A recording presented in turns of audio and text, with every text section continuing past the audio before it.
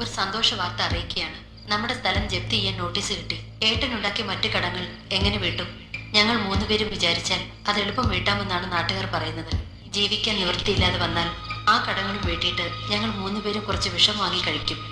ഏട്ടന് എല്ലാ ഐശ്വര്യങ്ങളും ഉണ്ടാകട്ടെ എന്ന് ഭാനു.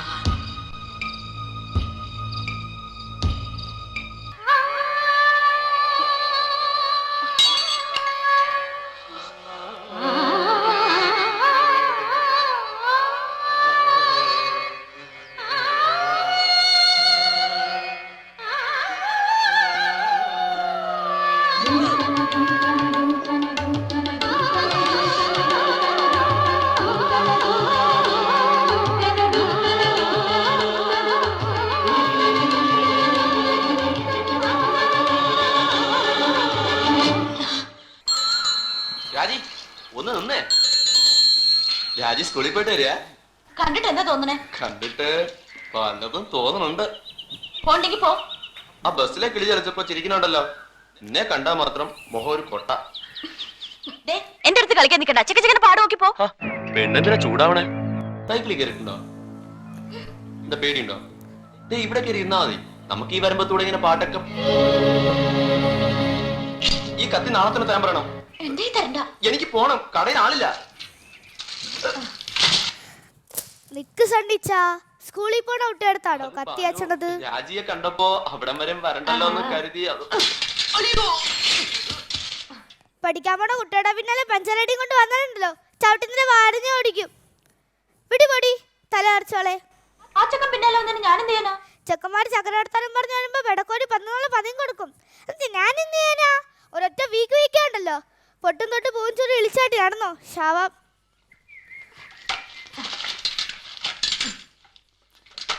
നിന്നെ കണ്ടോളാടി.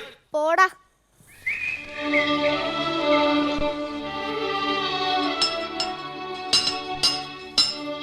മുത്തശ്ശ എന്തായി കാട്ടവേ? അവനോടാണോ ചെയ്താ പോരെ? മാറ്. ഒരു പെൺകുട്ടിക്ക് ആവണതാണോ നീ ഈ ചെയ്യണത്?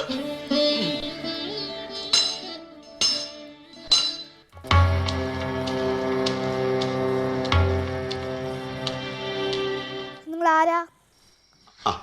ഒരു വെട്ടുകത്തി ഉണ്ടെങ്കിൽ പിന്നെ ഒന്നും പേടിക്കാനില്ലെന്നാണ് നമ്മുടെ വിചാരം. ഞാൻ ചോദിച്ചതിന് മറുപടി പറ. ഞാനൊരു മനുഷ്യനാണ്. കുട്ടിയുടെ ഏട്ടന്റെ മതി ഞങ്ങളെ കളിപ്പിച്ചത്. നിങ്ങൾ പടുന്നതൊക്കെ നുണയാ. അമ്മ മരിക്കാൻ കിടക്കുമ്പോൾ മരുന്ന് വാങ്ങാൻ 500 രൂപ തികച്ച് തലയിൽ തട്ടെ ഇത്രയും വേണം തന്നു കിട്ടും അല്ലേ? എന്നിട്ടൊരു കത്ത് പോലെ അയക്കാതെ ദുബാക്കി പോയി അല്ലേ? ഈശ്വരനെ ഒരു സത്യം പറ. എൻ്റെ ഏട്ടൻ എവിടെയുണ്ട്? ഏട്ടൻ എന്തെങ്കിലും പറ്റിയോ? ഒരു അപകടത്തിൽപ്പെട്ട് അയാൾ മരിച്ചു.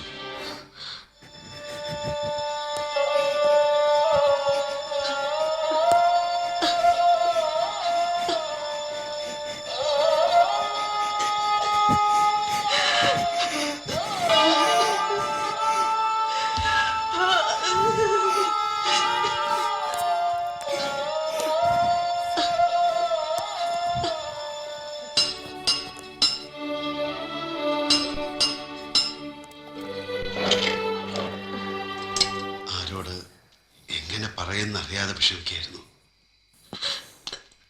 ഭാനു, ആരെയും കാട്ടാതെ ഒളിച്ചു വെച്ചിരിക്കുന്ന ഈ മനസ്സ് എനിക്കിഷ്ടമാണ്.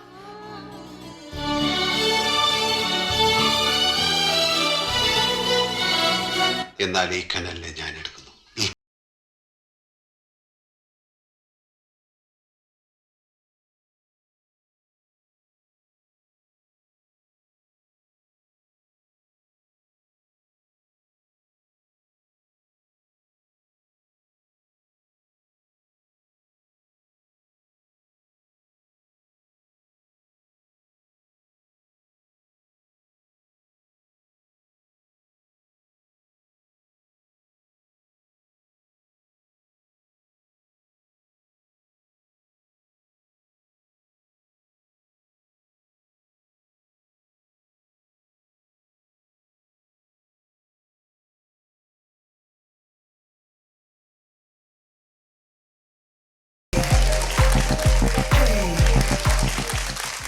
അഫ്നക്കുട്ടി നന്നായിട്ട് ചെയ്തു. എന്തായാലും തുടക്കം കയറിയപ്പോൾ ഫുൾ റെഡ് ആയിരുന്നു. ഇപ്പോൾ ഫുൾ കളർഫുൾ ആയിട്ടാണ് തിരിച്ചിറങ്ങുന്നത്. മാലയും കമ്മലും ഒക്കെ ഇട്ടിട്ട് നന്നായിരുന്നു. എന്തായാലും കന്മതമാണ് മഞ്ജു വാര്യരുടെ ഏറ്റവും ഫേവറേറ്റ് മൂവി എന്ന് പറഞ്ഞാൽ അതിൽ നിന്ന് തന്നെയുള്ള ഒരു സീനാണ് എന്തായാലും ചെയ്തേക്കുന്നത്. കൂടുതൽ ഡീറ്റെയിൽസ് നമുക്ക് ചേട്ടനോടും ചേച്ചിമാരോടും ചോദിക്കാം. വിവേകേട്ടാ. ഭയങ്കര ഭംഗിയായിരുന്നു. കാരണം വന്നൊരു വേഷം അപ്പം ഞാൻ വിചാരിച്ച പിന്നെ ഡാൻസ് മാത്രമായിരിക്കും. ഇതൊരു ആക്ടിങ്ങും ഡാൻസും ഒരു സീനും ഒരു ചെറിയൊരു ഷോർട്ട് ഫിലിം കണ്ടൊരു ഫീലായിരുന്നു. കന്മതത്തിൻ്റെ ഷോർട്ട് മൂവി നമ്മൾ കണ്ടൊരു ഫീലിലായിരുന്നു. അതും കംപ്ലീറ്റ് തകർപ്പൻ പെർഫോമൻസ് വിത്ത് ലാലേട്ടൻ. ഭയങ്കര നന്നായിരുന്നു കേട്ടോ, അടിപൊളിയായിരുന്നു. നല്ല ഫുൾ എനർജി ആയിരുന്നു. ആ ഡയലോഗ് പറഞ്ഞത് കൊള്ളാം.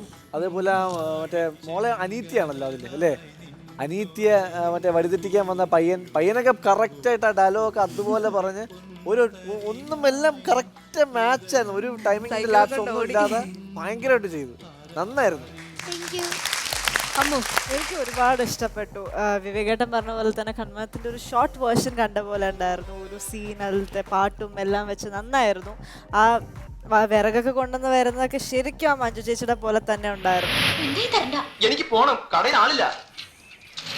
സിനിമയിലെ ഇമ്പോർട്ടന്റ് ആയിട്ടുള്ള ഒരു ഭാഗം ആ രണ്ട് കുട്ടികളും നന്നായിട്ട് സപ്പോർട്ട് ചെയ്തു. അവരെയും കൂടെ സ്റ്റേജിൽ വിളിച്ചാൽ നന്നായിരിക്കും. അതെ, അവര് നന്നായിട്ട് സപ്പോർട്ട് ചെയ്തു. അവരും പിള്ളേരല്ലേ, അപ്പൊ അവരെയും കൂടെ സ്റ്റേജിൽ വരും. എന്താ മോന്റെ പേരെന്താ? ദേവ് നന്ദൻ. മോളുടെയോ? ഋതുനന്ദ. ആ, അത് അനിയത്തിൻ ചേട്ടനാണോ? ചേട്ടൻ അനിയത്തിയാണോ? ശരിക്കും അനിയത്തിയാണ്. നിങ്ങൾ ചേട്ടൻ അനിയത്തിയാണോ? മോളുടെ അനിയനാണോ അത്?